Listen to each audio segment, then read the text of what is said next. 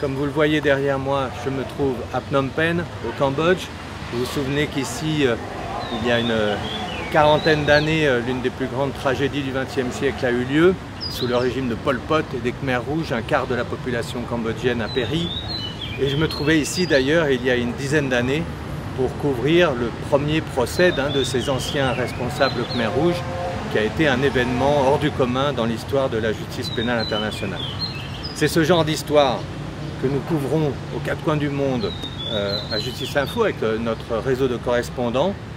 Ces histoires qui racontent comment les sociétés à travers le monde qui ont traversé des violences de masse essaient d'enquêter, de comprendre, de juger, de réparer après de telles violences qui ont complètement mis leur société sans dessus-dessous.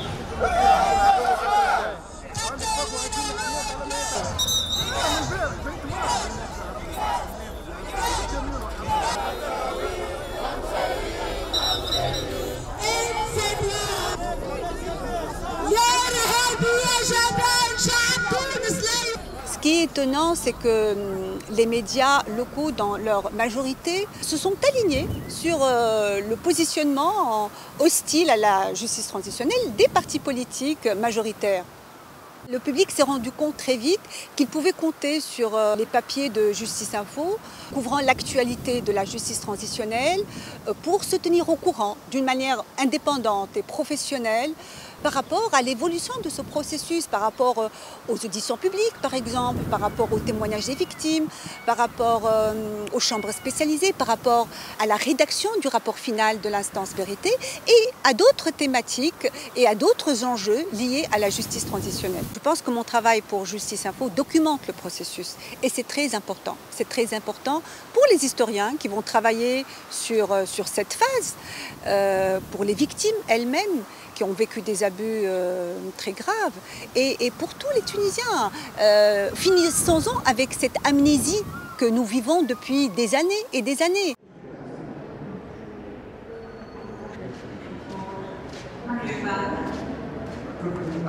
Con el joven Garvey Mosquera Castillo. Y estas 775 y demás datos se encuentran registrados en la sala de reconocimiento en un momento procesal posterior. After a 50-year-long conflict and a historic peace agreement in 2016, Colombia is finally in the middle of a transition towards peace. And the key piece to that is the transitional justice system which it set up, which is one of the most innovative and ambitious in the world. But the real challenge is how does it go from paper to real life? Covering that is what we have tried to do at Justice Info, trying to understand all of the complexities that come together in order for this to happen, for victims to have truth, for victims to have redress, for victims to have justice, and finally for all of us to have non-recurrence of the violence that have affected us so much. Basically, what we have tried to do is look at all the issues that come into play, that victims care about, that Colombian society needs to know about, in a nuanced, informative, constructive way. And that's what the opportunity that Justice Info gives us as Colombians and gives us as journalists. You go deeper into the issues and you realize that as far as you know, you were probably the only girl in your family.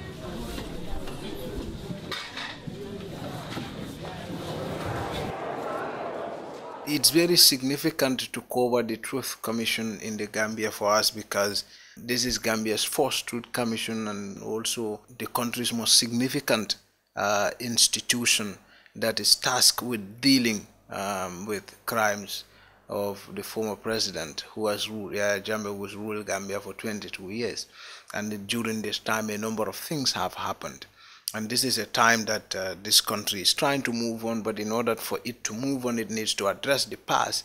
And you can't, as they say, justice must not just be done, but it must be seen to be done, and that's where we come in. And we can safely say now that we have in the Gambia section of the Justice Info website probably the most thorough summary of all the sessions of the Truth Commission.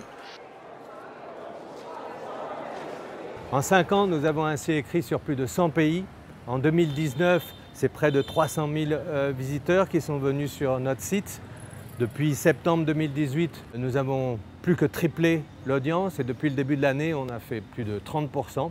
Et nous espérons donc vous retrouver dans nos colonnes, que vous soyez au Cambodge, au Brésil, au Liban, en Allemagne. Et nous nous assurerons que la justice soit vue pour être mieux rendue.